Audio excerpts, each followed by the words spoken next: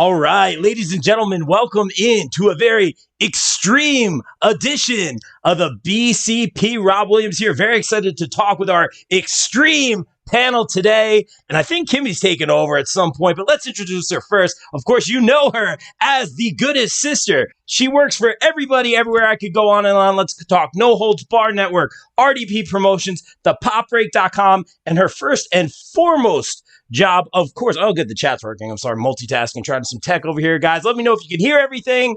She loves working for the BCP. The goodest sister, Miss Kimmy So KOOL. Kimmy, welcome in. How are you? That was such a great intro. Thank you so much, Rob. I have to say, though, I will admit, last night at Grand Slam, Rob moved his seat to sit next to me. Of course. I think Rob's a mark.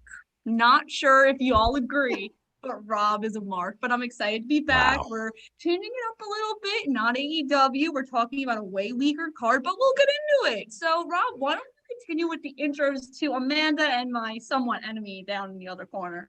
Oh, wow. She's already steering the ship, but I like you, Kimmy. Happy to have you here. And I'm so glad I got to see you kind of experience your first AEW show with Papa So KOOL. Of course, that was great. I saw you guys just sitting there and you just had like a big smile on your face. I saw you taping everything for your vlog. It was me, not my dad. It was me who had the smile. My dad was just like, yeah, I'm here. Yeah. No, he had fun. He had fun, I think. Then Orange Cassidy came out, and then his whole mood was like, why is he coming out? Nice. I love it. All right, but let's get like Orange Cassidy. We talked about this on the other podcast, Mike. Were you not listening when I made my hosting debut? Yikes. It's already started. Tired. Yikes, I'm already uncomfortable. But please welcome back to the show after a stellar debut. She was fantastic. Of course, you know her as hashtag Supermom, hashtag Best Smiles. She is a cosplayer doing amazing work as Ahsoka, one of my favorite Star Wars characters, wrestling aficionado, Miss Amandalorian. Welcome in, Amanda. How are you? I am so excited to be back. I'm like, any chance I can get to be on y'all's podcast, obviously here, because you guys are awesome. I was like, why would I not want to be with the coolest peeps in the land? I'm just saying. And y'all are gonna die, but I might drop some hints on my next cosplay here. I could either be seeing some Scarlet, or I could be seeing I could be a gray mystic.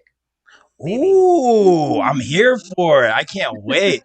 Tis the season. Halloween's coming around. I can't wait. But Amanda, thanks for coming back. And on such short notice, too. You're like, I'm in. I'm like, we're not worthy. Thank you so much. I appreciate it.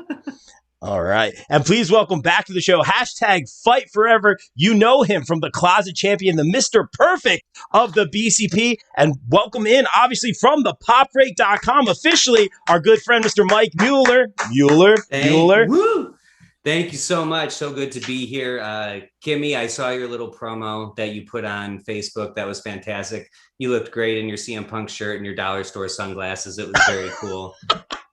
But thank you, Rob, for having this and for allowing Kimmy to think that she's in charge and do what she can do best, which is talk and not really say anything. So whoa! Also, Amanda, it's wonderful to meet you finally. I foresee us having no issues. It's my all of my beef is directed squarely at Miss So KOOL. It's true. Excuse me, sir. Those sunglasses cost $434, and I paid for them with my own bank account when I'm working with all those wrestlers and all those stars. So please do not call them dollar and put Ray-Bans on its name, buddy. Oh, you got robbed. I can't. It's already starting. All right. But as we've been hinting to, Kimmy did a great job last time on the BCB hosting. So, Kimmy, here are the proverbial keys. I'm throwing them to you virtually. Take over. I'm going to run some tech, guys. Let us know in the chat how you feel about these matches. Let us know if everything is... Oh, Kimmy, the ego. Ooh, it's already starting. We'll see what happens. She's got no ego. She's killing it. But, guys, chime in the chat. That was a plant by me. Oh, okay. It's already starting. But, Kimmy, the ship is yours. Make it so. When Kyle said he wanted me to be a heel in his E-Federation, he must have known that he was signing up for like some cockamania thing, because now it follows me everywhere. But I will say this is my second show I'm hijacking today, because I hijacked my radio station here at school to talk about Extreme Rules. So nice. Here we go. Take two. We are here to talk about Extreme Rules, which is usually in May. Kind of different in September. We should be seeing some championship gold because this is usually Night of Champions. But We're switching up a bit, and that's okay because we have 3 women's matches on the card, and we are starting with Liv Morgan versus Carmella. I am so excited for this match. I'm going with Liv Morgan. I think she needs this win. I believe Queen of the Ring is going to be right around the corner, and she's my early pick to win that tournament if it's going down in Saudi, which was the rumor. So she needs a huge win to go into that tournament and just be the queen that she is, because WWE needs to use her right. Mike, are we starting off with a disagreement here?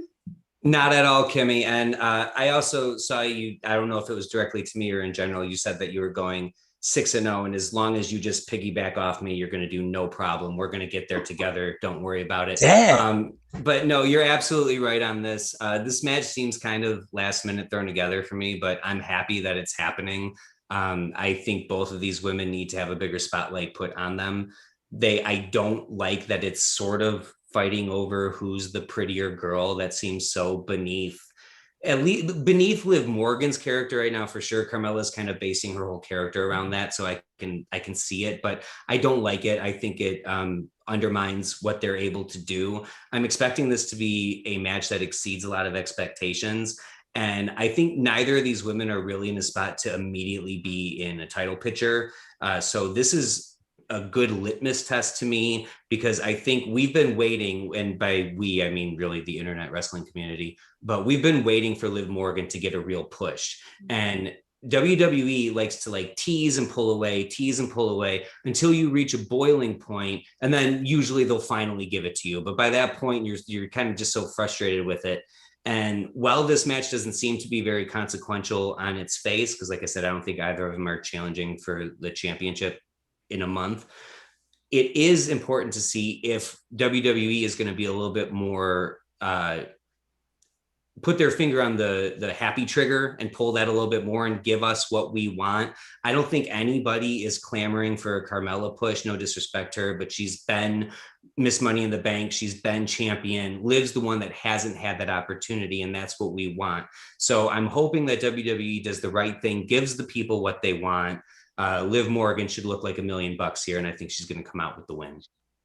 Amanda, are we going 3 for 3 before Rob suddenly picks Carmella for some unknown reason? I definitely, we're going to go 3 for 3 because, I agree with a lot of the points that y'all both have made. I do feel like this match was put together last minute, and which to me, I agree that I feel like it's definitely a disservice to both, but both women are just going to knock it out of the park. Both of them will work with whatever they're given. They're both extremely hard workers. I really hope Liv wins. I want to see her get sustained push. I mean, again, I feel like, again, no disrespect to Carmella. She's accomplished so much in her career at this point, but it's just, I feel like Liv, she's just right there. She's always been right there. And you just want to just give it that little oomph there, because she has all the talent and all the tools. She's got the look, she's got the athleticism, she's got the ability to get to, she's got the acting. She's got it all. And just to really see her just as somebody different too, that maybe potentially could get into the title picture, just to kind of break up and just get some fresh faces in there. At some point, I can really see her being down the line, being in title contention. And this could be the start of, and I'm hoping it is, a start of a sustained push. And also, could we see maybe one of these women wind up, because the draft is coming up too. So could this be a litmus test for a new face for Raw, for the Raw women's division? Because there's really not much happening there at the moment. SmackDown is a little bit more going on. And Becky Lynch is going to be the face of the SmackDown women's division.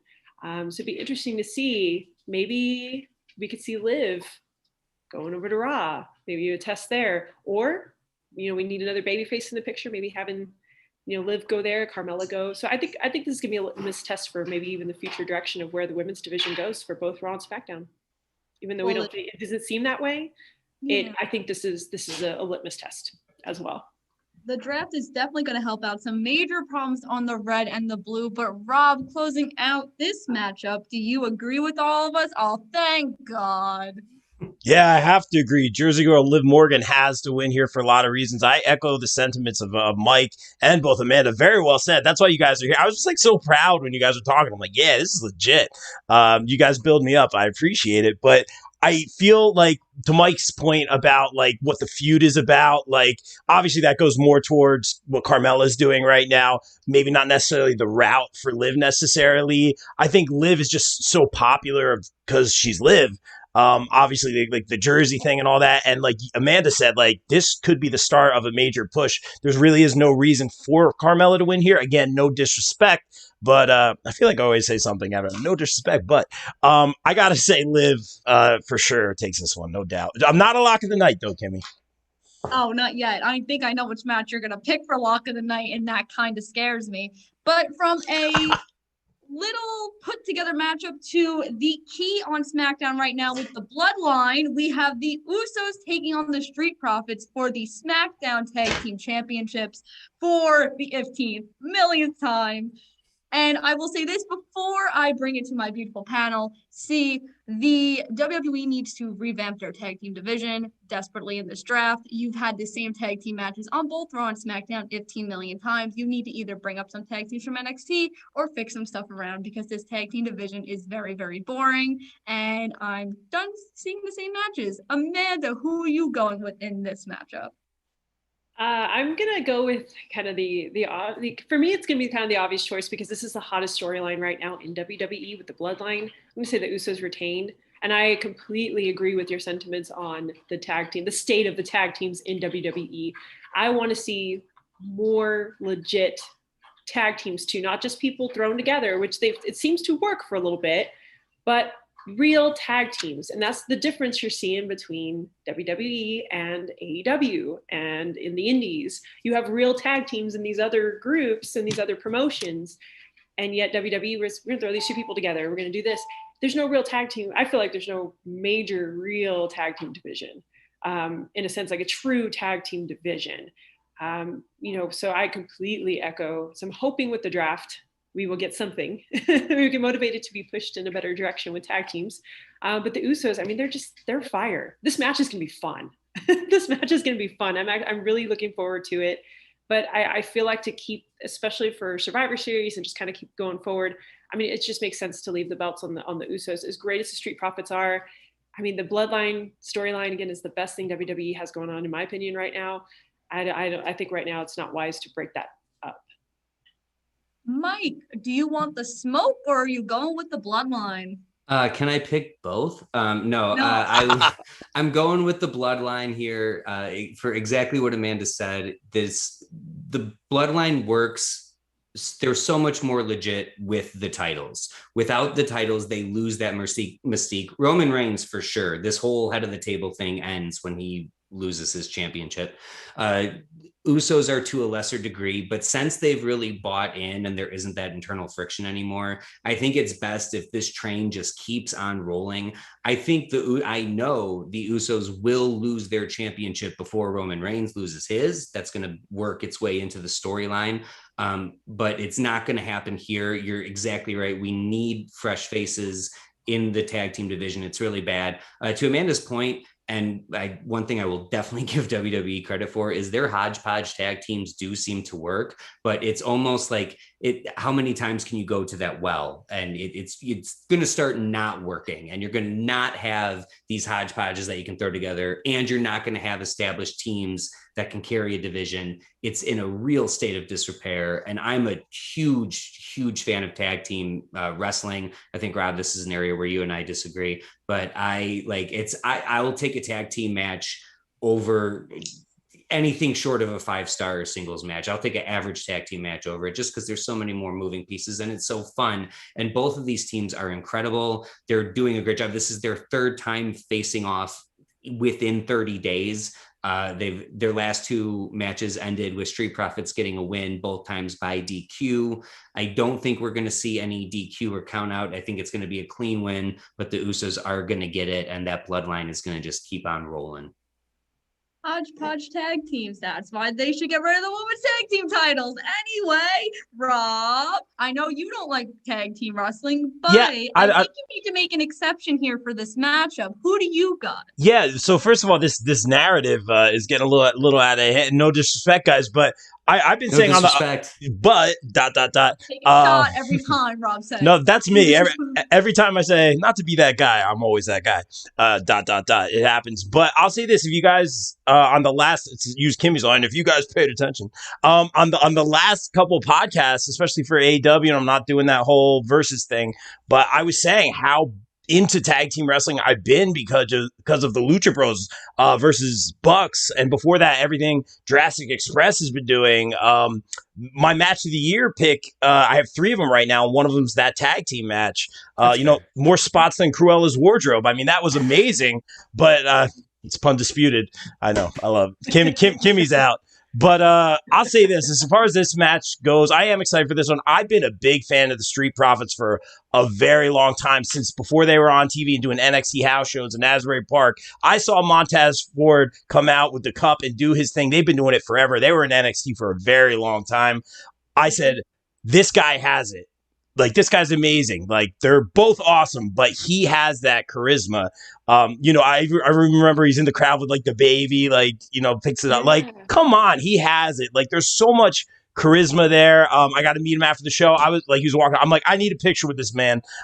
He is just amazing. They're both amazing. So much charisma. I was trying to think of a clever pun. I don't have any. But that being said, there's no way the Usos lose here. The Bloodline is the hottest thing on WWE TV, and WWE would be so stupid to have the Usos lose this early. The Usos need to lose to a legitimate top tag team. The Street Profits have been kind of lost in the shuffle, which is why this match is also somewhat put together, even though I know they've been feuding over the last couple weeks. Don't worry, Mike. I do watch the product. I know that was. You watch it more than I do. I promise you that. Oh, I know. We talked about this. We did a podcast, and you were like, I didn't watch Raw. And then you were making a point, and guess what? It was on Raw. But I am echoing the rest of you, and I am picking the Usos to retain their SmackDown Tag Team Championships. But from 2 matches on the Blue Brand, we sadly have to go to the Red Brand. I'm so sorry. But it's a triple threat match for the United States Championship between Damian Priest, Sheamus, and Jeff Hardy. And I will echo what I said today on the radio station. Jeff Hardy is sadly taking the pin. Rob, don't even get upset about it. You know he's taking the pin. You don't need to dance. He's taking the pin. Now, are you going to disagree with me? Are you going with your boy? You going with Priest? You going with Sheamus? You have a lot of options here. One lesson that I've learned many times in life, Kimmy, is that you never pick with your heart. And right now, I got to say, unfortunately, I don't know if he's necessarily taking the pin, but I don't think he's going to, walk out of this one with the belt. That being said, though, he is like those Shield guys. He can win a title at any time. He really can. I could cite examples of him coming back and winning titles out of nowhere. I can cite examples of, a couple WrestleManias ago where they're thinking about giving him the Universal Championship. But I'm not going to, rah-rah Team Jeff. You guys know I'm a big fan, but you don't pick with your heart here. Damian just got this belt or championship. I'm not allowed to call it a belt, apparently. Monster Factory. Whatever you want. Yeah, I know. Monster That's a little jab right there. Monster Factory guy from New Jersey. There's no way he loses it that quickly. I think the match was going to be him versus Sheamus. I think there's a lot of backlash on the usage of Jeff Hardy, which is why this match came into a triple threat. I'm about it. It's going to be a lot of fun. I think it's going to make the match better. I think this could be a really, really good one. And just going back to them reacting to the fans, I think this needs to be said, but they've definitely stepped up their game for obvious reasons. I think we can all agree on that. But at the end of the day, the real winners are the fans. And, we'll get into this later, but I'm glad to see Big E with the big W around his waist. I think it's awesome. Well, I mean, we aren't actually going to get into him later because he's on the match on Sunday. Big E is? What? He's not. Oh, he's not. That's the issue. Yeah. No, I know. I thought. Yeah. Oh, No, I thought I was getting a Kimmy exclusive that I would be excited about. She knows people. That's what I'm saying. I know. Are you saying She you're knows not excited people. for my exclusives? Wow. You got all of our hopes up, Kimmy. I know. Unless you want to change your mind and tell us the actual if he's going to be, anything. No? I'll do the Cody. Him and Bobby Cody. Lashley maybe announced on Saturday. I'll That's take possible. it. Yeah. I'll take it. But Amanda, are you going with the Archer of Infamy, or are you going with the Jeff Hardy? You going with Sheamus? What we feeling? Sorry about that. That's a background noise. That was one of my dogs. I know, we love doggies. So there we go. I've got opinions too. So yeah. So Nice. This one, I'm also excited to watch because the action's gonna be great in this one. I feel like to me, this maybe could be match of the night. Could give you those vibes in terms of action in the ring, kind of how, because you got Jeff Hardy with his he's taking all the risks, he's taking doing all the high flying, and you're just gonna have great action in the ring with this match. So of course I'm gonna go. They just put the belt on Damian, so I'm gonna go with the Archer. But you never know. Robbie brought up a good point, and I'm not trying to get my hopes up either. But Jeff, you never know. You could WWE does do the title switches back and forth. We know that, and it could be maybe we could see a title change. And this I feel like this is one of the belts that could be at risk. Maybe if they have to switch for one, this could be the one, because Jeff Hardy could come in and just take it. Because anytime they put gold on Jeff Hardy, it's win. It's gold.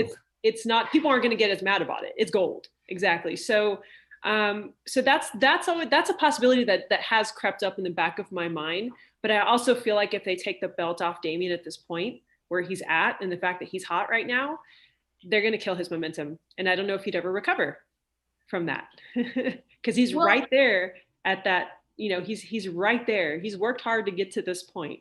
And so if you take the belt off him right now, is the damage enough to, I think Sheamus and Jeff could recover, because they have their established careers at this point. But, could Damian survive that kind of hit? I don't think so. So I think they'd be smart to just leave it on him. Well, remember 2 weeks ago, Jeff Hardy was chasing after the 24/7 championship that made all of us have no more words. Oof, I am on fire with my segues today, everyone. I popped for that. I like that. I'm so proud. Thank you. I really tried. So for me, Michael, because Mike, you're last, by the way. That's fine. Good. Finish strong. Anchor and bowling. Nice. So I think the thing that a lot of people forget about Priest is he's not the youngest superstar anymore. He is 37. Not saying that 37 is old, but I'm not saying it is. No. I think he's older, and I'm fact checking you. Oh no. I think he might be 39. I'm fact checking you. Yeah, I thought he was late 30s for sure, like 38 or 39. What's he over under? 39 years old. Oh, look at that. There you go. Kimmy, there's this thing called the internet now. It's so awesome. You can get all kinds of information. Yikes! Before you go on TV. And go on TV now. Just sounds old. Fight forever. I ruined it. I blew it. Go ahead. Fight forever. Sorry. Oh, if only Mike could come up with a good comeback once in a while without screwing it up. Anyway, so Damian Priest is not the youngest superstar, which is why I had also said after WrestleMania I thought he should have won the U.S. title. I don't know why we had to run back him versus Mike versus Morrison 15 million times. So I'm excited they finally put the title on him, but I think that he's going to remain in the mid card for a while. I don't see him ever going to the World Heavyweight Championship just because that was his place in NXT. He never really went after the NXT title. He really just stayed with the North American Championship, which is why I see him winning. And I definitely see him staying on Raw, and hopefully with the draft, a lot of new mid-carders move up and face him and have really good matches. Mike, did you think of a comeback yet, or are we still wobbling over there? I'm letting it go. We agree. Well, let's lay some facts. First fact, in case you missed it, Damian Priest is 39. Second fact that we need to talk about, Jeff Hardy has 23 titles in the WWE, and those did not all come in 1999, 2000, and 2001. This man wins championships. Rewind 365 days ago, Jeff Hardy was your Intercontinental Champion. Jeff Hardy 100% can win this match. Jeff Hardy is a huge addition to this match, because if it's Damian Priest versus Sheamus, I'm going Damian Priest, and I'm not even watching. Let me know when it's over, because it's clear as day. It has to be Damian Priest. Now it does not have to be Damian Priest. Not only does Jeff Hardy not have to take this pinfall, Jeff Hardy can win. All that being said, Damian Priest is going to hold on to the title. But it's important to understand that Damian Priest, where I disagree with you, Kimmy, is I think that WWE has huge aspirations for Damian Priest. Personally, I don't see it. I see him as a United States champion. But if you're using the story of, well, they didn't make him a champion in NXT, so how much faith do they really have in him? Baron Corbin, I don't think ever even got an NXT title shot. You can fact check me on that. But Roman Reigns never got anywhere near the NXT championship. Not going for the NXT championship does not mean that they don't have bigger plans for you. I think they see him as an absolute superstar. I think he holds on to this title until they're ready to have him face a champion. And with all that being said, I say Damian Priest wins this match. I think he gets the pin over Sheamus. I think Jeff Hardy's a red herring, but he's a beautiful red herring, and I love it. I went from this was an interest level of 1 to me. Now it's an interest level of like 8. It's the thing I'm most looking to on the card besides Roman and Finn, just because I think it's going to be a killer match. But Damian Priest is getting this win. What I would do personally is I think you're definitely keeping Roman Reigns on SmackDown, and you're keeping Big E / whoever the WWE champion is on Raw.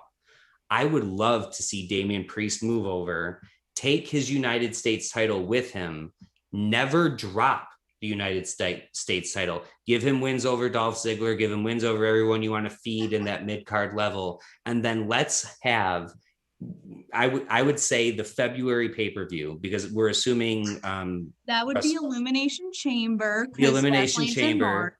The Elimination Chamber. Let's have Roman Reigns versus Damian Priest, title for title. Roman Reigns gets that win and immediately vacates the US title, and we do something for it. But I see them keeping this title on Damian Priest until he is ready to face the champion. And I think he would be most suited to go over to SmackDown and try to take it off Roman Reigns. I don't think he'll be successful, but I see them having main event aspirations for Damian Priest. And with his age, we can't let him, we can't do the Big E route and keep him around for 8 years and then give him the championship. It's got to happen quick. So he's going to look really good. He's going to win this match, and he's going to keep pushing up that ladder all the way to the main event. Well, Mike, I have a question for you, actually. You know that internet thing you were talking about before? Oh, you fact checked me. Who did he? No, not that. Okay. I'm like, who did he face? Do you know who Punishment Martinez is? I do. Is Damian Priest. Yeah. Do you know what he didn't do in Ring of Honor?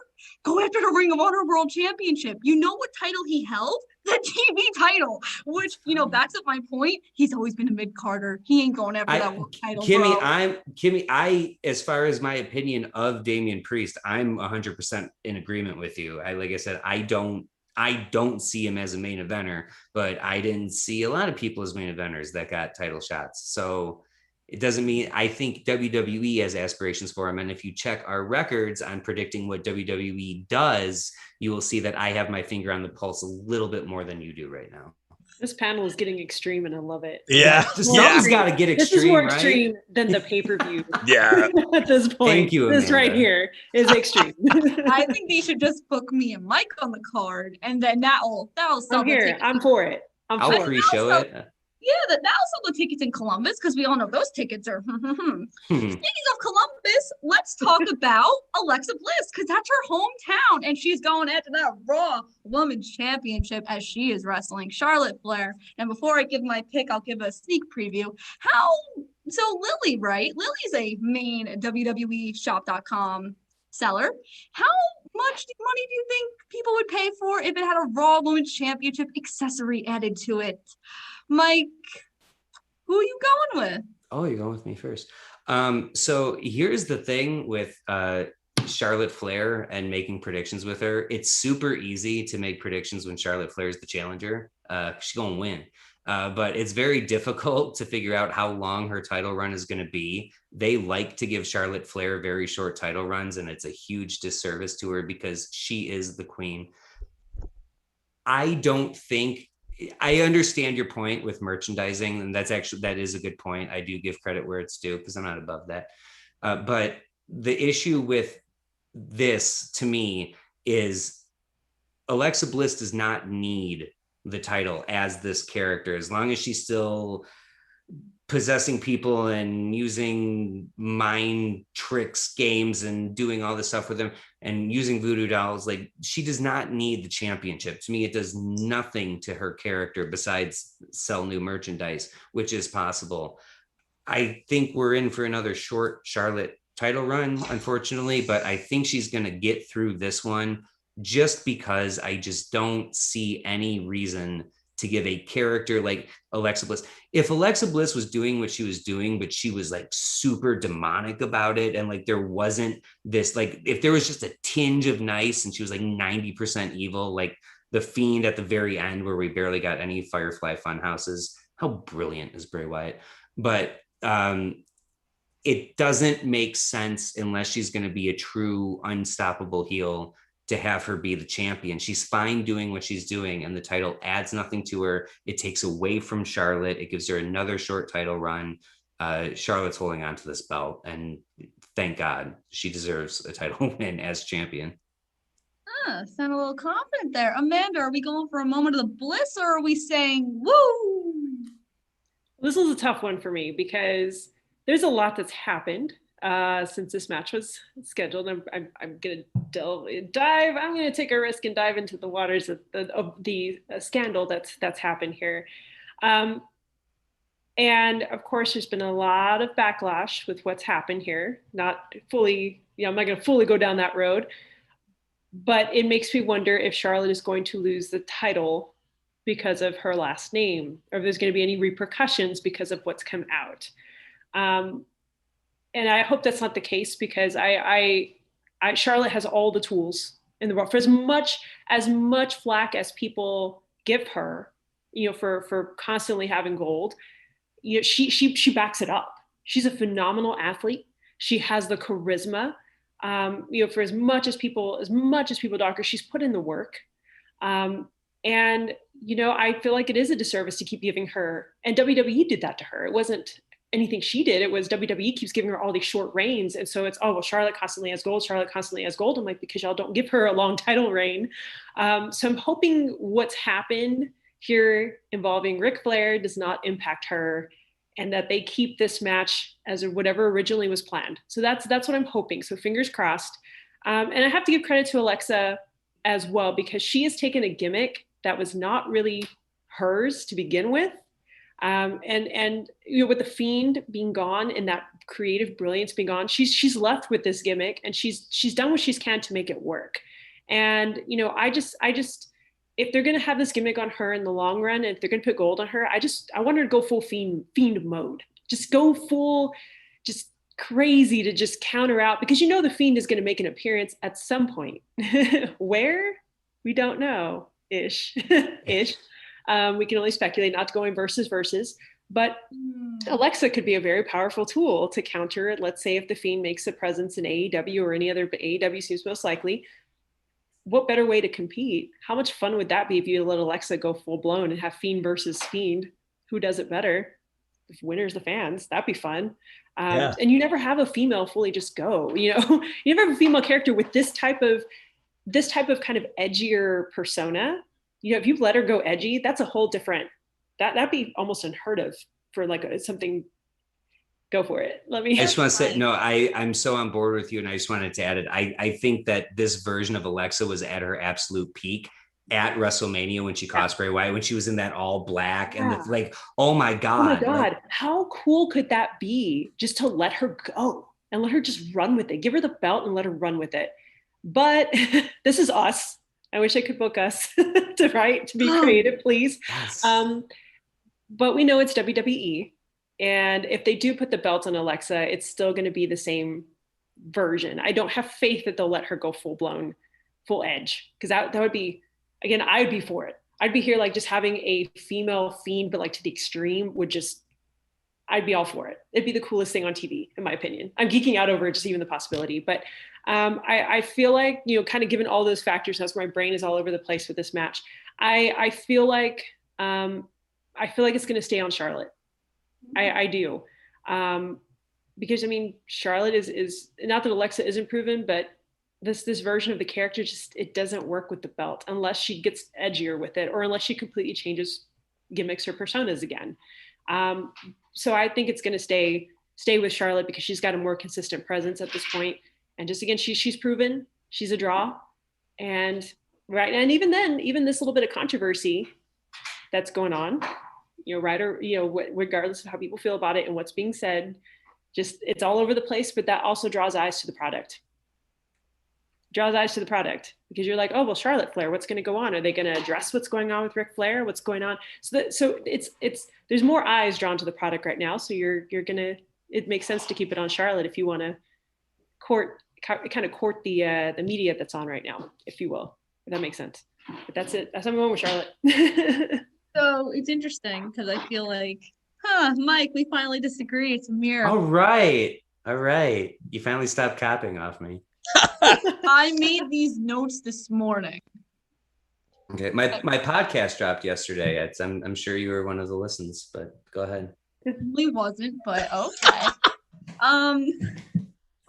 Yikes! That's sarcastic. Yikes! I'm sorry. Anyway. Don't apologize ever to me, Kimmy. I will never accept your apology. never apologize to me. This is the main event for Extreme Rules, ladies and gentlemen. Kimmy versus Mike. We need a stipulation. Though. Yes, I think you need. How about a rap battle like TK? Oh God, I'd rather do hair versus hair. Perfect. Oh, don't put that into the universe.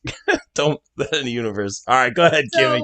I think the crazy thing that everyone's forgetting is something that actually a Rob exclusive.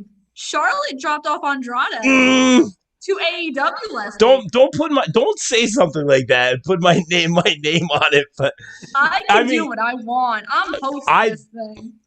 Off record, yes, that did happen. Yes, I'm not trying to make the dirt sheets here, but again, seriously, you're giving your dude a ride. That's fine. You weren't going in a locker room. You weren't crossing any company lines. Let's not make this a thing. I want to be respectful of that. But go ahead. He got really salty. No, not salty. Just there's certain lines here. Yes, I don't want people to spin it and do it. I'm a big fan of Charlotte Flair and what she does, and she dropped off her man. I wasn't gonna bring that up, but go ahead. Well, it goes in my point. Yeah. See, it goes in my point. It's Extreme Podcast, yeah. Extreme Podcast. EPC. Extreme. Wait, Bob Culture. No, I said that wrong. Get her, Mike. Get her. I'm letting it go. I'm taking the high road. We're off the rails. So I think Charlotte is actually going to leave WWE when her contract expires, and she's going to go to AEW with her mans. That was the point I was trying to get at. I think so too. Oh, thank you so much for agreeing with me. I respect that, Rob. Thanks. I didn't know if that was sarcastic or not. Of course it wasn't. Kimmy, do you know when her contract's up? I believe the end of 2022. Okay, so she's got some time. Yeah. Okay. But I'm just saying. I mean, I also don't know. I'm just assuming. Yeah.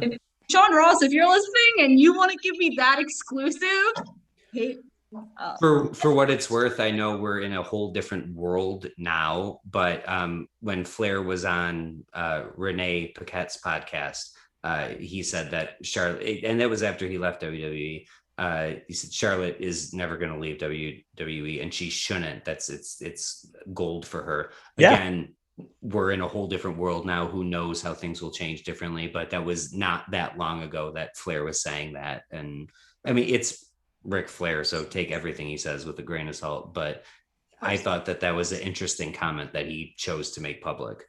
He makes a lot of interesting comments public. That's what I'm saying. Yeah. So with that being said, I also think it'd be interesting if Alexa were to carry the Raw Women's brand into the draft, meaning that the Raw Women's division actually needs a lot of help.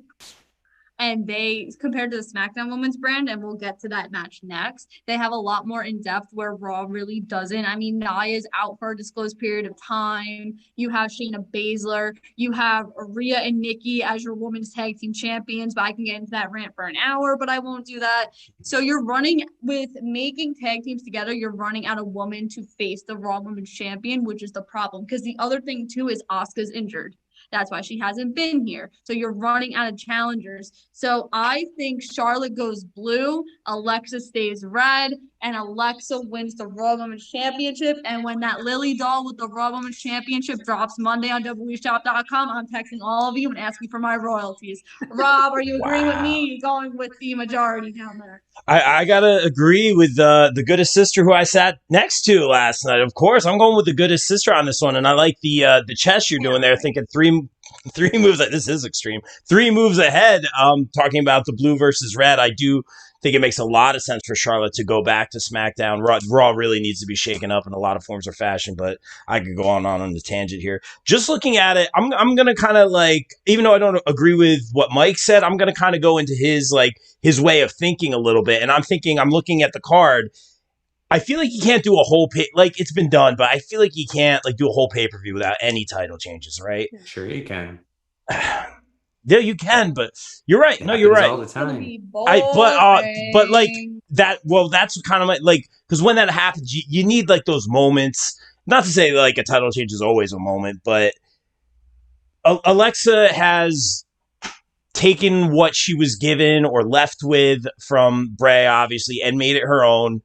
Put her own spin on it without completely regurgitating the character, and her obviously betraying the Fiend at WrestleMania was the big thing. And I like what Amanda was saying about hey, let's take it to 11 here. Let's really go out. You have the likes of an Abaddon, who I'd like to see more from, but again, that's elsewhere. But I like your thought process. I've always liked those over the top, kind of dark characters. It's always been interesting to me. But she's worked so hard to own and hone and harness this character, this persona, that I think she does deserve. Not again, like you said, not that she needs it, but I think she does deserve the gold around the waist at this point in this storyline and this persona. Charlotte, like we said, it's almost like Charlotte losing the title gives her another opportunity to get another 16, 15, where are we, 13 now? Whatever it would be. Which is a great thing. And to echo what Amanda was saying, basically just in pure terms of just WWE storyline and everything they've done with Charlotte, Charlotte, I always say, is great as a heel or a face. I always bring that up. I won't go on that again, but she's great at what she does. She's great in the ring. My favorite thing is her doing off the top turnbuckle to the outside, the moonsault, with she does it with the corkscrew. Oh my gosh, man. More corkscrews than a winery. I don't know. I was trying, but come back to that. You can do better. 2 out of 10. But I'll say this: I think Alexa wins here, and this might be the only title change on the card. That being said, Alexa Bliss and Lily will be your WWE Tag Team Women's Champions. Stop talking. You heard it here first. Why you gotta throw that into the universe? You've said this now for 3 months. I own it. That's right. Nicholas 1-0 at WrestleMania, by the way. The streak moves. Well, I will say, because I just thought of this when you were talking, Charlotte's doll, Charlie, she's kind of beat up, and she's beating up Lily. So obviously the WWE move is going to be that this doll is somehow going to get involved in this match, and that's how Charlotte's going to lose. Oh, yeah. Yes, Mike. So does anyone, I don't know where I saw this. I don't like to say things without giving credit where they came from, but they keep plugging the hell out of that Chucky show. And Charles is Chucky. Chuck is short for Charles. I don't know if there's they could pull a WCW. That's what I'm saying, man. And it can't be worse. It cannot be worse.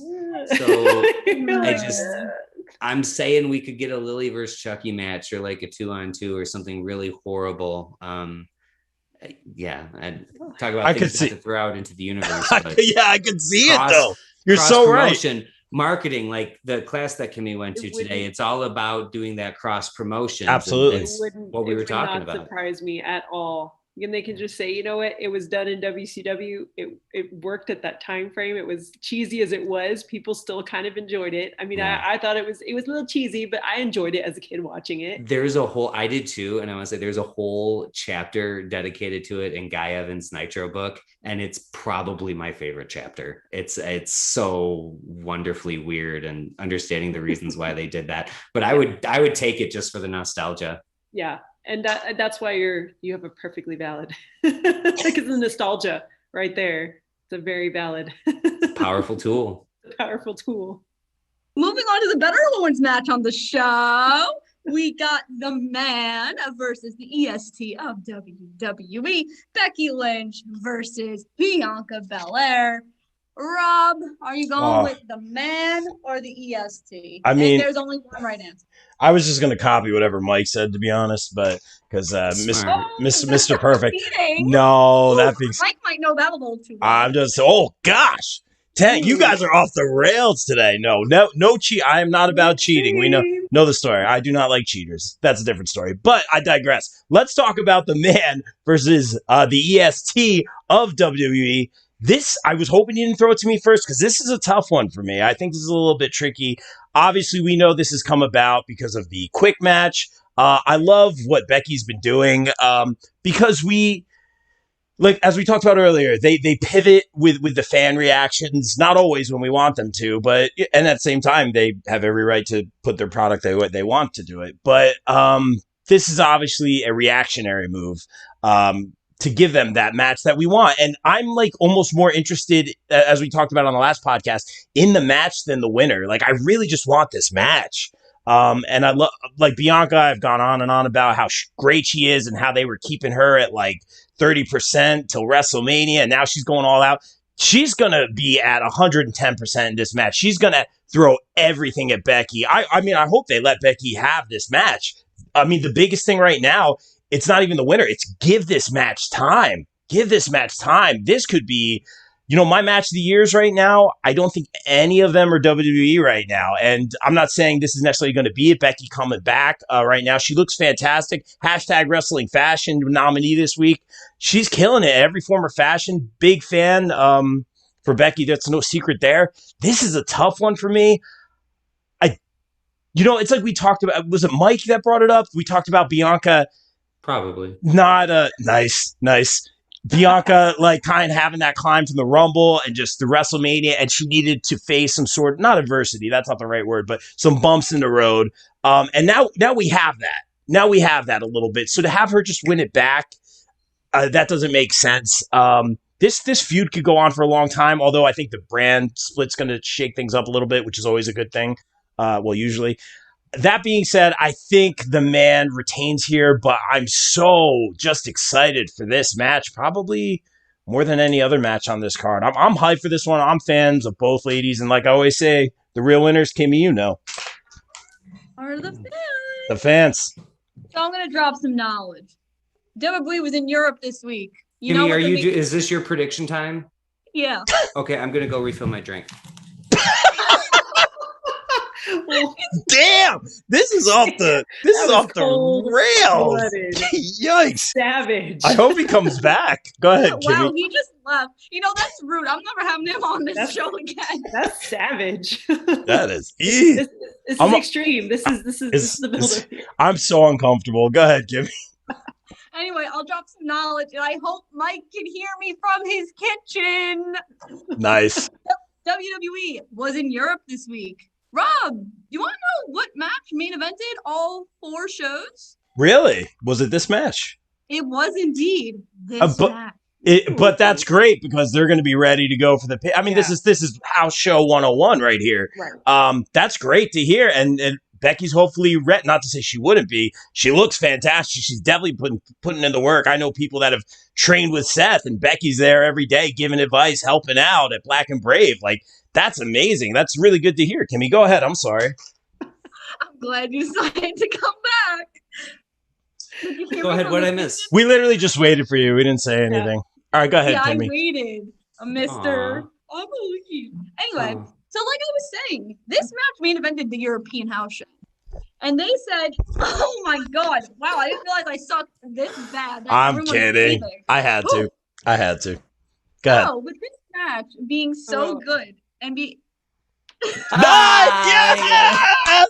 Yes! I'm never We- hosting We I'm never hosting a podcast I love again. you though. we love you, Kimmy. We love you. I'm never hosting again. You can have Kyle take my spot instead. Stop. Maybe he won't fall asleep next time. Yikes! Boom! Shooting from the hip. Go ahead, Kimmy. So, that being said, I gotta go with my man's wife, the man herself, Becky Lynch. She's going to carry that SmackDown Women's Division into the brand draft thingy. And I want to see some new feuds. I want to see Mia Yim debut. I want to see Naomi finally get a match on SmackDown. Toni Storm. These are the feuds I need to see. I know Becky's really been fighting for it backstage, and I think this is the right move. Bianca can maybe go away for a bit. She's been carrying WWE literally since January for the women's division on Blue. So maybe she goes away for a little bit, refresh, and then come back. But, or maybe, the blueprint might come back and come out from wherever she is, because she's been missing for a hot second. But long story short, go with the man. Hey, dude with the drink that went to the kitchen. Do you want to go next? Yeah, sure. Okay. I'm going to echo exactly what Rob said because he was really echoing what I said in previous podcasts. But it's true. And that wasn't trying to be a dig, but no, I have been waiting for Bianca Belair to face adversity, not the person. We know her story. I love her story. If you don't love Bianca Belair as a human being, there's something fundamentally flawed with you. But the character to me has had the easiest road to the top of anybody that I can remember since Hogan. Like, I don't know anybody that's just come in and just win. Her first Royal Rumble, she was the MVP of the Royal Rumble. She didn't win it, but she went from number 2 to the end, to the final 4, I think. Second Royal Rumble, she wins it. First WrestleMania title match opportunity, she wins it, and she wins it in dominant fashion. Like, she owned Sasha Banks. That thing, her carrying her up the stairs, that is going to live forever. Like, she needs to have it, because if you are a dominant babyface champion, I need to see what you overcame to be that, because otherwise you're just Brock Lesnar, and you're great and you can destroy everybody, and that's cool, but I don't care about you personally. So I need to see how she reacts to being knocked down from that level, and winning the title back right here. To me, what lesson does she really learn?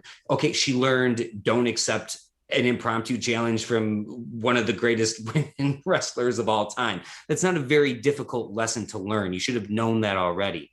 What I want to see is, how does she react to losing it in a flukish way, having all the time in the world to prepare, and she still doesn't get it done. Now she's got to dig in deeper. She's got to reach a place that she hasn't reached before. She's got to get a little nasty. I don't want a heel turn. I want her to stay face, but I want her to have some edge. I want her to stop smiling in every damn promo, and I want her to be hungry, because that's how I care for Bianca Belair.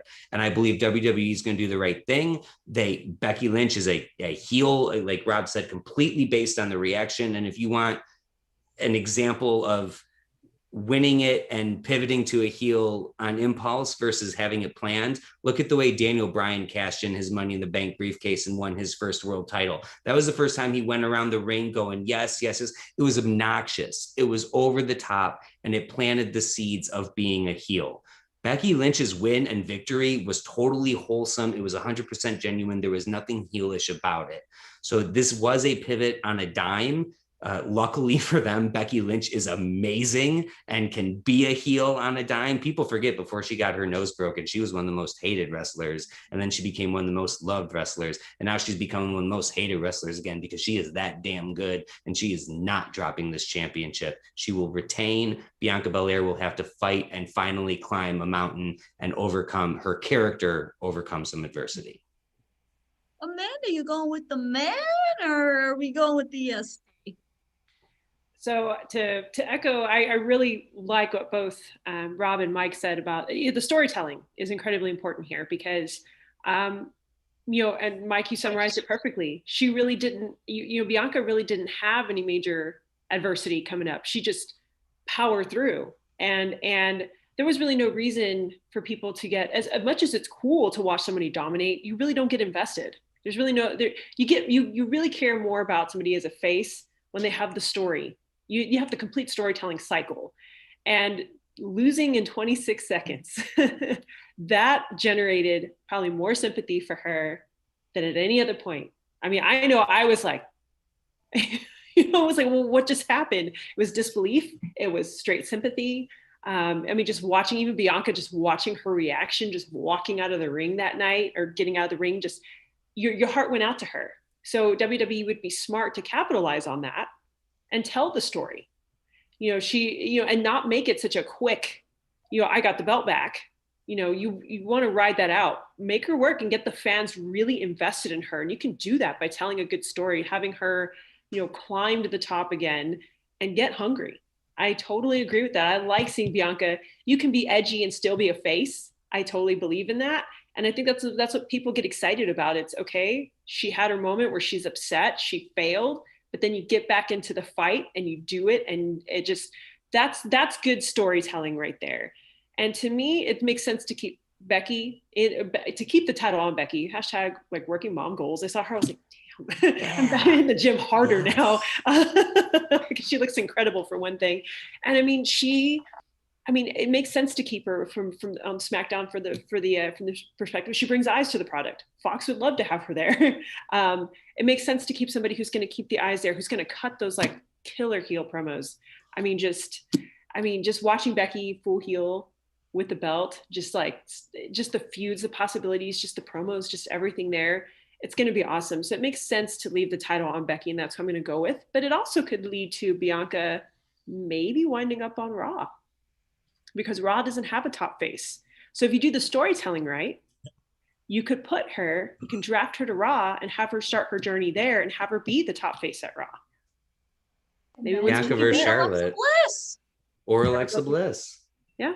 Have her go up against Alexa Bliss in what way to triumph and capture your story. Eventually, again, she'll face Becky, but I think it would give her a fresh, kind of to Kimmy's point about going away for a little bit. I mean, just why not put her on Raw? Mix it up. Give her some new faces to compete against and build a whole division around her if you really want. She has that potential. Especially she has run through everybody in SmackDown. Yeah. Besides Becky. Exactly. Give her somebody, give us somebody fresh, and you can continue that journey on Raw and build her up. And hey, maybe a Survivor Series champion versus champion, at some point down the line would be great. She's back with her own gold. Becky has the gold, and just revisit that. Again, it just comes down to telling the right story. And I really hope WWE does that, because they have that tremendous potential right now. Both of these women are so talented to carry that story out. Bianca I think can do it. And it would be good for her, I think, too, for people to relate to her a little bit more, especially knowing who she is behind the scenes. I think it makes that journey more relatable too. So, but I think if they're going to keep the title on Becky if they're smart, and maybe move Bianca to Raw. One was going to Survivor Series. If that does happen for title to title, I will literally be screaming. Yeah. You'll be there. Yeah. Hey, Mike, did you know I was there yesterday? I did. I saw the pictures. I'm Trey jealous. I'm getting actually to go to my first, again, I don't mean to be versus, but I get to go to my first AEW event in Chicago the day before Thanksgiving. It's going to be fun. Oh my God. And I checked it out, and that I assumed it was United Center again. And then when I found out the place that it was, it's like half the size of the United Center, which I love, because you're going to all just be jam-packed on top. It's going to be like a Thunderdome environment. It's going to be so cool. Hey, Mike, that means you could say you were grateful for going to AEW because it's the day before Thanksgiving. Thanksgiving. Because I'm grateful for, oh God. Oh, Rob, don't give up the pun champion title anytime soon. No comment. Well, I'll throw out a question before I get to my main event. Obviously, there's only 6 matches announced. It is Thursday night. What matches do we think are going to be added to the card? Mike, I'll start with you. Oh, I wish you didn't, so I could have time to look up on my phone. We could rerun the Intercontinental Title Championship. I'm assuming it's going to be something from SmackDown, because Raw doesn't have. They could just announce it on Twitter or whatever. Whatever it is, I assume is going to be a rerun. You can throw Jinder versus Drew? Do they have time to build a Punjabi prison? I don't know. Like I don't know what that Drew. See, this is what you missed when you went to go get your drink. Drew tell me what I missed. Drew was in Europe. Which, okay. By the way, all the Europe shows were main evented by Becky and Bianca. Just saying. Continue. You already said that, but I know I won't say it 3 times to get through your head.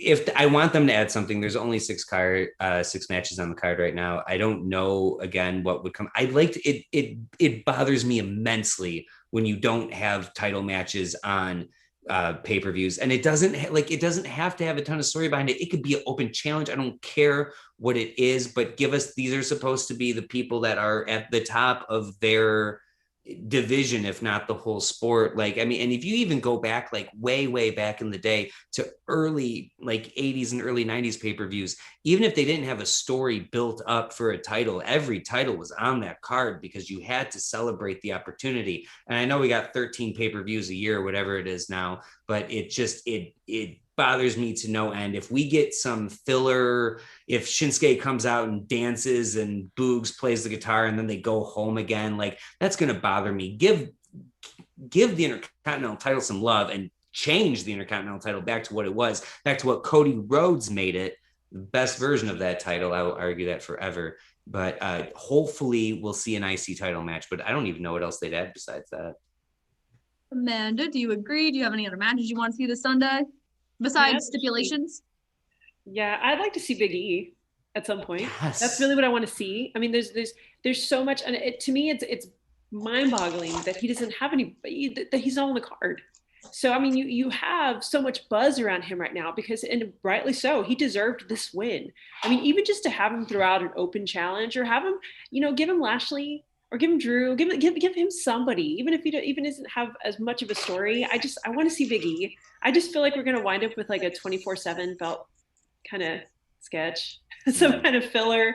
That's kind of what I'm afraid of. I feel like we're going to get something that it kind of eats the time. Whereas again, you're highlighting your SmackDown champion, which don't get me wrong, that's my future husband, and I'm okay with that. Nice. But I feel like with the momentum with Big E right now, he'd draw a lot more eyes to the pay-per-view too. If you had him just give him something, or just like, a celebration of, give him something. He should be on the card, in my opinion. That's what I'm hoping for. I'm hoping that they give Big E something. Again, even to Mike's point too, the Intercontinental belt. I mean, some kind of championship needs to be. We need something there, but I really feel like the absence of Big E on the card, I'm like, come on, guys, y'all got all this momentum in the world right now behind Big E. He should at least have some time. It's a shame. It really is. And he's Big E. Who doesn't love Big E? I mean, I'm here like, what? I mean, look how excited we all got when Kimmy like faked us out. I mean, we got all excited. That's like, can you imagine how many more people would be like, oh, Big E did something? Like, that would be the smart way to go, in my opinion. But I feel like we're going to get a 24/7, we're going to get some kind of like filler that nobody wanted, nobody asked for, instead of Big E. A Miz spotlight on Dancing with the Stars. He actually didn't do half bad. He did. Oh, yeah? My stepmom tells me he did very, very well. Wow. So I'm happy. She said he's already better than Jericho when he was on. So yeah, I have to say, I'm curious. I did ballroom dance for a while, so yeah. He actually did. I was like, not bad, Miz. Wow. Not bad. But I do not want to see that on my pay-per-view, though.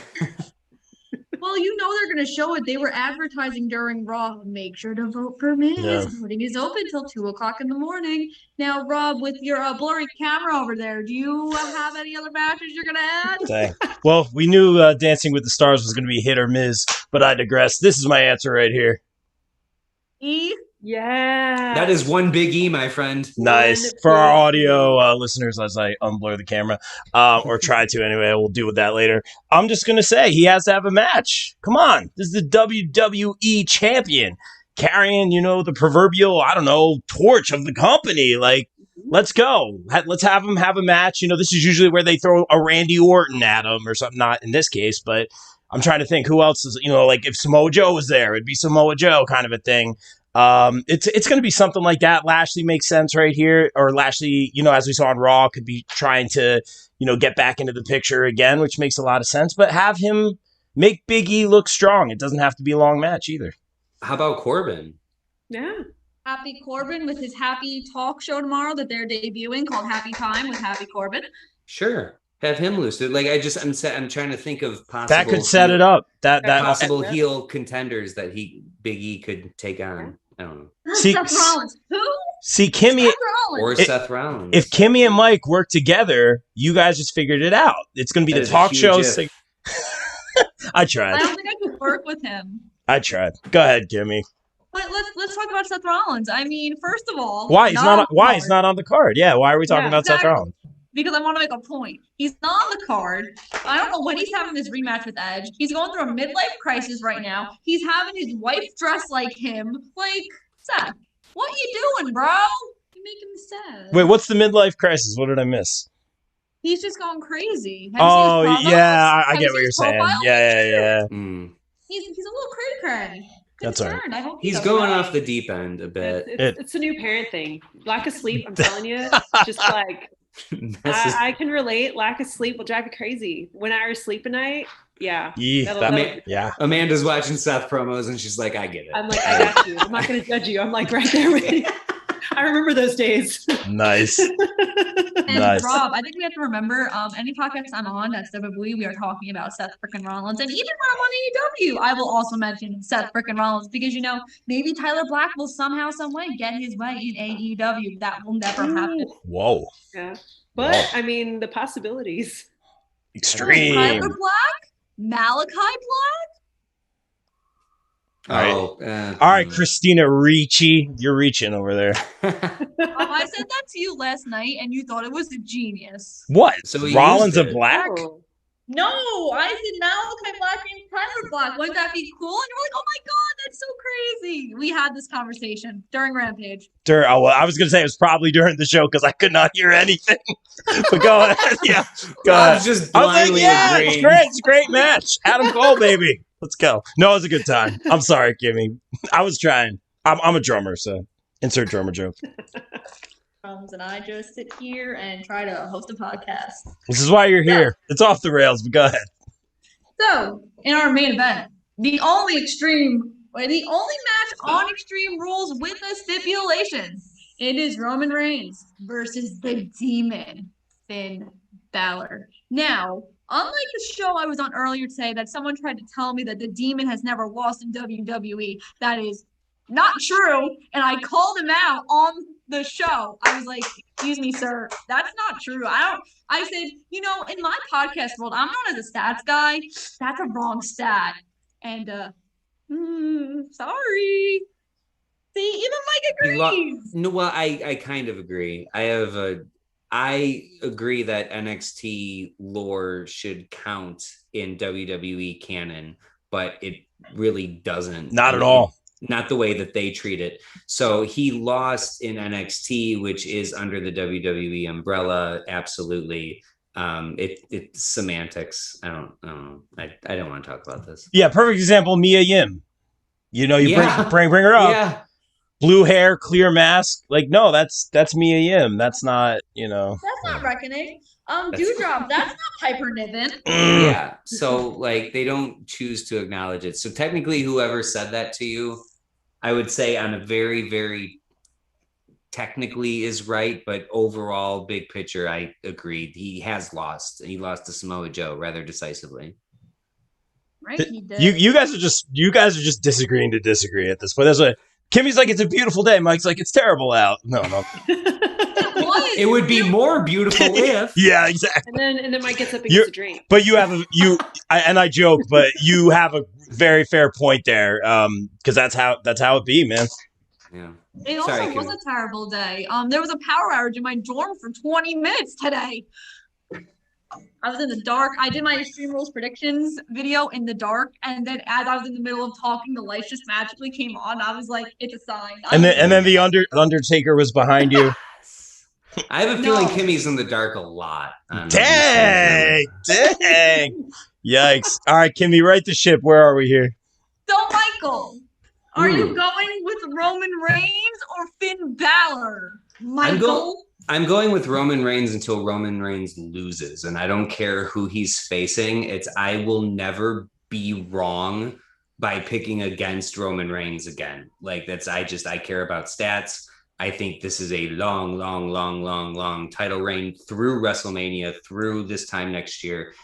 He's not losing. You put Finn Balor in the Demon outfit because that's the only way that it can even be a respectable match. If you look before this came up, Roman Reigns was kind of goading Finn Balor during the whole John Cena thing and saying like, he thinks he deserves it and you don't. I think you deserve it. And we all know that he's saying that because he thinks he would have an easier time against Finn Balor than against John Cena. So it makes no sense for Roman Reigns to beat John Cena and then go, oh, I got to face Finn Balor. He's excited to face Finn Balor. He's not excited to face the Demon. So I think that was a move that they had to make. I'm happy that they're doing it because Finn got beyond jobbed. Like that, he got screwed. So I'm happy to see that he's getting this opportunity. You have to make it as Demon Finn. He has technically never lost as Demon Finn under the WWE exclusively title, but it still doesn't matter. Roman Reigns is better than all right now. I do think that he's going to have to resort a little bit to the underhanded tactics that he used when he was first champion in his rivalries with Kevin Owens and things like that, where he needed Paul Heyman's help or he was doing the low blows, things like that. Not quite the super dominant Roman Reigns that stacked edge on top of Daniel Bryan. I think that's the only way you can protect the Demon is have him lose. He will lose clean to a degree, but something's going to happen behind the ref's back or some kind of chicanery is going to happen where we can at least say, okay, yeah, he beat the Demon, but that would have been a disqualification if the ref was watching. I think that's your best case scenario. Worst case scenario, he just spears Finn Balor back to Ireland and the Demon is totally shot. I hope that doesn't happen. I think that's most people's fears with this match. But Rob, you want to talk about lock of the night? This is I'd mortgage my house on this, and my house isn't in my name. That's how confident I am. Nice. From further notice, I am banning the words lock of the night. Wow. Oh, wait, no. Lock of the night. There we go. You know, I dressed up as Britt Baker yesterday for the show, actually. I mean, I think I did a hell of a good job. Anyway, so wrestling fashion. Come on, Rob. You said you were nominating me based on what happened on Tuesday. You will be in wrestling fashion this week on Sunday, guys. Everyone vote. You know what? I'm trying to put everyone over. I'm trying to get like indie stars names in the mix with like big names on television, and everyone's tagged together. Trying to put hashtag putting you over, and all I get is heat for wrestling fashion. Oh no, this is rigged. Da, da, da. If someone does look, I have one vote in wrestling fashion. I tried to appoint a committee. I got so much heat. Everyone turned up the thermostat on me. Not so easy to be the booker, is it? Rob? It ain't, man. It ain't. But I tried. But that being said, it's really a lot of fun. I think everyone's having a lot of fun with it. Kimmy will be. I love it. Oh, you do? Everyone seems to really like it. I don't know almost any of these people because they're mostly East Coast people. And so I don't. And honestly, this is how I get to learn a lot of them. Like, exactly. Misha Job Slamovich. I didn't know her before you did that, and I went and I YouTubed a bunch of her matches, and I'm so grateful. So Masha, you're gonna take the heat, buddy, but it's a fight. It's a worthy cause. Story of my life, and I appreciate that, man. I think Mike's gonna be on the committee moving forward. That being said, as far as this match goes, I didn't go to you. I never segued towards you. What are you talking about? I thought you went Mr. Wrestling Fashion, as in what was I thinking? I'm sorry. No, I was gonna go next. Wow. Oh. I'm sorry, Kimmy. Go ahead. I'm never gonna be invited back on the BCP ever again after that. That is not true at all. Who's gonna be on tonight? Who are we doing the panel with? I literally text him a week in advance. I let him know. I'm like, that's fair. That's fair. Pay-per-view next week. Really? Yeah. That's very fair. And then half the time I'm like, you need to bring on either Kyle or Mike so I can fight with somebody. Those are legit the words that you text me. Yes. Look, it's for real for everyone that's like watching at home, especially to Kimmy, your dad, because I know he's a cool dude. This is like, it's for real. It's like 92% work. Like, I promise. It's almost 100% work. So no worries. We're all cool. So 8% you hate me? What? Don't worry about 92%. Why are you focusing? Stats. Oh boy. Numbers. Fight forever. It's a work. It's a work. I love Kimmy. Well, he said it, guys. He rolled his eyes, but he said it. Anyway, back to my pick, even though Rob tried to interrupt me over there. I don't know what that was. What was I thinking? I don't know. I hope Bill's watching this, and Bill could say I'm an amazing heel and I'm doing amazing work. So I think it's interesting they did the demon. I think that Roman Reigns, they're kind of building it like, oh, Roman Reigns could beat Finn Balor, but can he defeat the demon? Leaves it a little bit more interesting, especially because October 26th, he'll be versing Brock Lesnar in Saudi Arabia, which was another thing that happened on the radio show. The dude didn't know that this match was announced. I was like, this match was announced 2 weeks ago.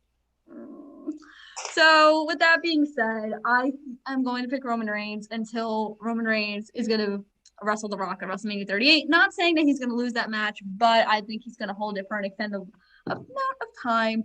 And like I said, Bloodline's the hottest thing on WWE TV. You can't go wrong with it. Roman Reigns cannot drop this title anytime soon.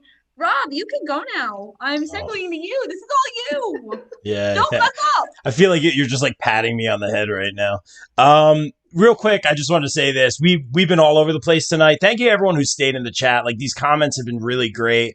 Everyone had a lot of theories about Becky and Bianca, Demon Finn, and I apologize. I missed a lot of them because we're all over the place. But thank you guys for staying in the chat. Like, I really appreciate it. You guys got some really good theories in there. Keep them coming. I'm trying to keep up with everything, guys. We appreciate you guys staying up. That being said, shameless promo. I gotta go. I mean, here it is. There he is, head of the table, Amanda's future husband, yada yada.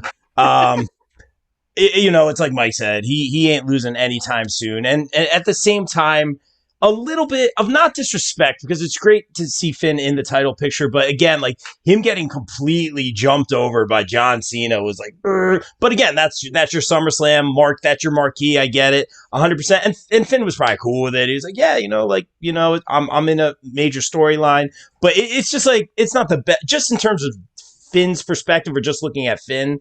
And not the booking. It's just like, you know what I mean? It's a little awkward.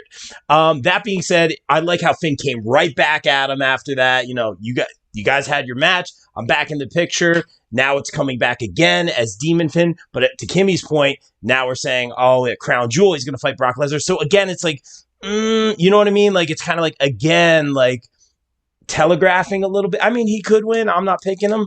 But that being said, the demon makes a lot of sense here.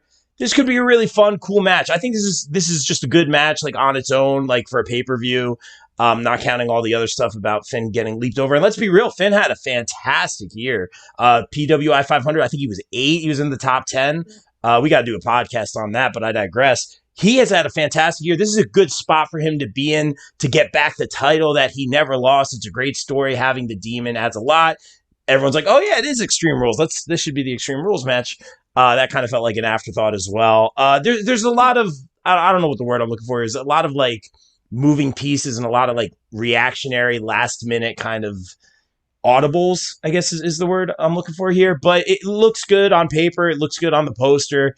That being said, much like Nunes is the head of the table over here, the head of the table is going to win this one. Amanda, we going 4 for 4 with the bloodline? We're going 4 for 4. I mean, like, again, my little man just came in today. Yes! He's here. Again, hottest storyline. Roman has improved tremendously.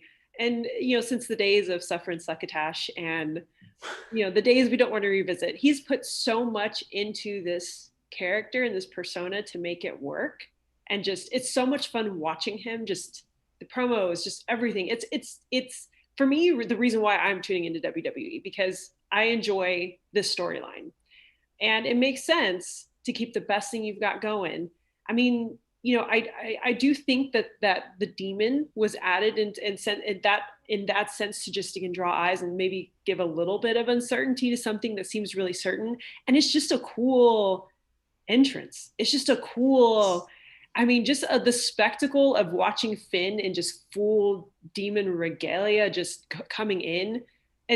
For me, I just love watching the entrance too. I mean, he's obviously phenomenal in the ring, but just the spectacle alone is worth watching. So it gives a little bit of an added boost to the match in terms of just the show, the star power of the demon, and not just Finn. Because I feel like Finn the man has taken a lot of damage in terms of just getting leapfrogged over, and just, it seems like when he's in his normal Finn form, he gets beaten. He's vulnerable.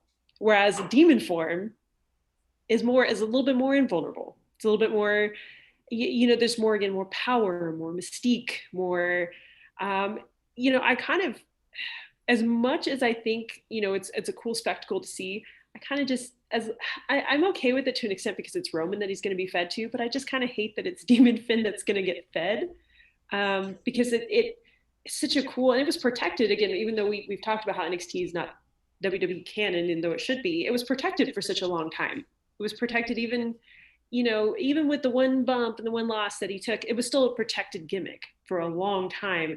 And so it kind of makes me sad to see that tarnish a little bit more, but I'm okay with it only because it is Roman and he is the top. Yeah, if you're gonna tarnish the demon to anybody, currently in present day WWE, I'm okay with it being Roman at this point. But, I think without outside people coming in like John Cena and potentially The Rock and stuff like that, they have to find opportunities to create these really big opponents for Roman Reigns for us to take seriously. I am going to murder my cats. I'm sorry for all of that noise. He's just kidding. I had a feline that might do that. Go ahead. God, dude. You name a cat Ramon and he acts like Razor Ramon. I love it. Yes. Come out and do the little toothpick. He needs a little toothpick. Halloween. I looked for like a collar for him that looked like a gold chain. I could not find one. It broke my heart. No, but yeah, it sucks that character is getting fed to keep this momentum train going, but at least he dies a noble cause. At least he's not losing to Reginald for the 24/7 championship or something, he's losing to Roman Reigns. It's about as good as a death as you could ask a character right now on the current roster. That's about as good as you can get. It is. What's bigger than Demon Roman or Demon? Oh God, there's Alexa could come in and work some magic. And then yes. Oh God, let's just throw all of our good ideas together and have one really good idea. No, Amanda, I didn't mean to take your spot, but I agree. It sucks, but it's bittersweet. It is. I'm glad I'm not the only one who felt that way, because I was like, I feel like it's kind of hurting my heart a little bit. It's a little bittersweet. As much as I love Roman, I think both of them are going to do a fantastic job in this match. And again, just being able to, after such a long time, see the demon come out, and just the entrance, I geek out a little bit. I'm like, because it's so cool. It's such a cool entrance. And just to be able to see that would be great, but it still hurts my heart at the same time that but at least it's to Roman. At least it's to Roman. And who's to say Brock may make an appearance? I mean, you gotta do the buildup, to Saudi, and smart. Brock could come in and maybe cost Finn the match, or maybe, just maybe, turn, maybe help him out, and maybe the demon prevails after all. But that's a long shot, and that wouldn't be wise. But I could see Lesnar coming in and making an appearance to hype, whether it's at the end of the match or just, I think we're going to see Lesnar make an appearance. Yeah. That's my other prediction right there. Paul finally makes his decision between Roman and Brock. Who's he picking? Happen yet. I don't think it's going to, I think it might happen I think it might wait all the way. I think they're going to build, that storyline still has to build. He's not going to reveal his cards till the match actually happens. That's what I think. That would be Paul Heyman move. It would be. Yeah. And it keeps people engaged in the story. Totally. Like, is he or isn't he? Who's he for? So I think we're going to see Lesnar too. They should definitely do like somebody calls Heyman, and then it's like whatever ringtone is who he picked, and it's going to be Roman Reigns' theme song. We're going, I can't believe it. That totally should not happen. That would be really scary. So it's WWE, don't put it past them. Yeah, I know. So, Mike, I just want to make this official on the air. The only match we are disagreeing with is the Raw Women's Championship match, correct? Correct. That's the only match you have wrong. Correct. Don't you mean that's the only match you have wrong? We'll see. Can we talk about the fact? Let's talk about the last podcast for a second. I wasn't on it, and Mike called me out for picking Ty Conti. She lives in the past again. Well, yeah, I did, and I was right and you were wrong. Like, I don't understand what you're upset about. I said it was a bad pick, and it was a bad pick because it was wrong. My pick was right. It's documented.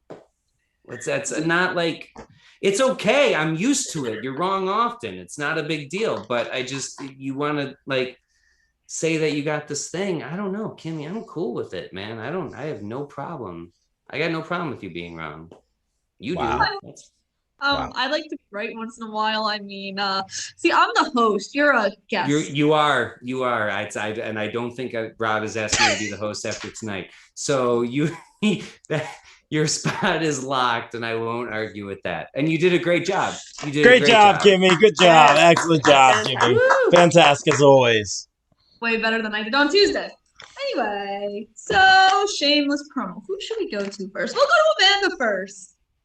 All right. Wow. I wasn't quite ready. I'm going to show some love to our Texas promotions. And if you want to have anybody on, wrestling fashion, we've got some great people down here. Of course, we've got River City Wrestling. They've been here almost over 20 years, and a lot of people have made their way kind of through River City Wrestling. So if you're down here, come check out RCW. We also have Mission Pro Wrestling, which is predominantly women. Yeah, you guys have heard predominantly women run. Please come to Jersey. Come to New Jersey. She's been scouted. No joke. No joke. By Thunder Rosa's husband. No joke. Do it. They are fantastic promotion. They are now making their way, of course, Texas-based, but they're making their way around the country. So check them out. They are amazing. The roster is just, it's wonderful. So Mission Pro Wrestling, of course, I get to go tomorrow to see Branded Outlaw Wrestling, which is a promotion that was on hiatus here with COVID, and they're making their comeback. So it's exciting. So ready to see their show in action. We've got Gulf Coast Wrestling Alliance. We have Puro Pinche Wrestling. We have the Hybrid Experience with the Hybrid School of Wrestling. I mean, there's so many different promotions out here. So I'm just going to give a shameless promo for independent wrestling, regardless of wherever you are. Support, because so many people come from the indies, and you wind up seeing them in AEW, in WWE, Ring of Honor, Impact, wherever you're watching, whatever you're watching, keep it up. Show love, because the real winners, as Rob says, are the fans. True story. So that's my shameless promo, and we'll see what I wind up with for Halloween. Again, I've got some options on the table, and I'm excited. I feel like I have to step it up every year, and I'm going to do it. So I thought we were going to get a cosplay exclusive.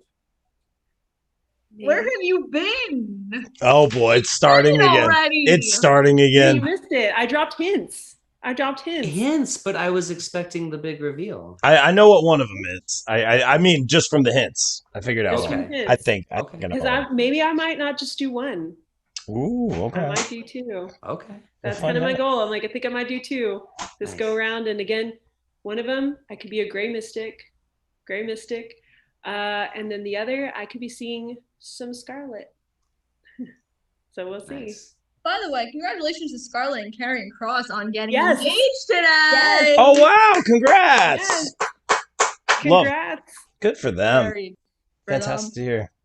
But I will also give a shout out to Texas Independent Wrestling, because Roxy is your new Ring of Honor Women's Champion, baby. Yes. That's it. Congrats, Roxy. You never know. Just keep your eye on the indies. Everybody out there, just support.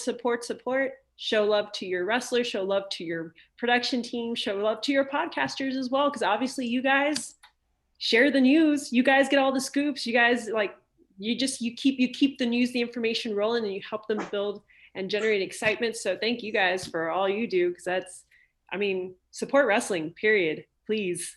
Love it. That's my shameless promo. Love it. Best sport out there. Mike, tell everyone why I should be your next guest on your podcast.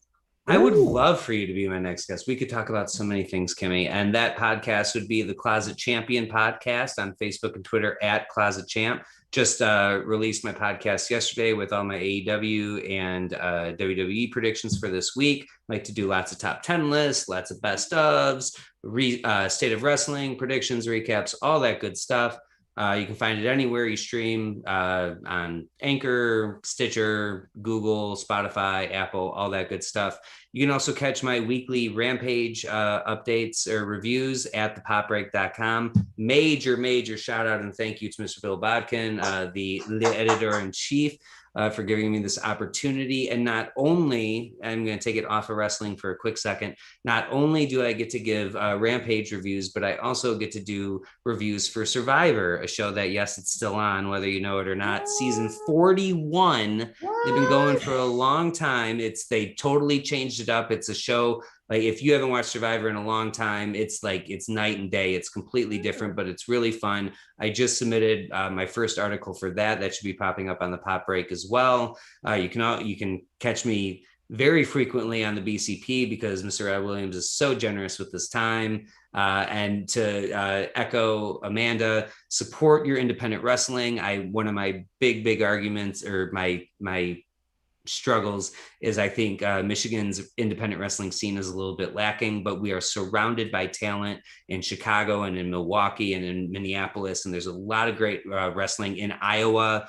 Kimmy, Mr. Tyler Black, IWA champion before he did a lot of other things, AAW champion before he did a lot of other things. There's a great independent scene happening in the Midwest. It does not get enough credit that it deserves. Phoenix just spent a long time in AAW before he went to AEW, and he did amazing work there. So yes, check out the independent promotions and check out me, Facebook and Twitter at Closet Champ. Mike really tried to be like, oh, look, Rollins did this and this before he was in Ring of Honor. No, look, we Midwest. You got to have Midwest pride. We get overlooked. We're flyover states, so I got to let people know that there's some sweet wrestling action happening here too. And we put out some. I was putting your boy over, Kimmy. You see, Amanda, this is why I try to be nice. I try to give her person some props, and she turns it as an insult against me. So whatever. Okay, let's go to Kimmy for her 9,000 things that she does. Never had so much heat over a shameless promo. Wow.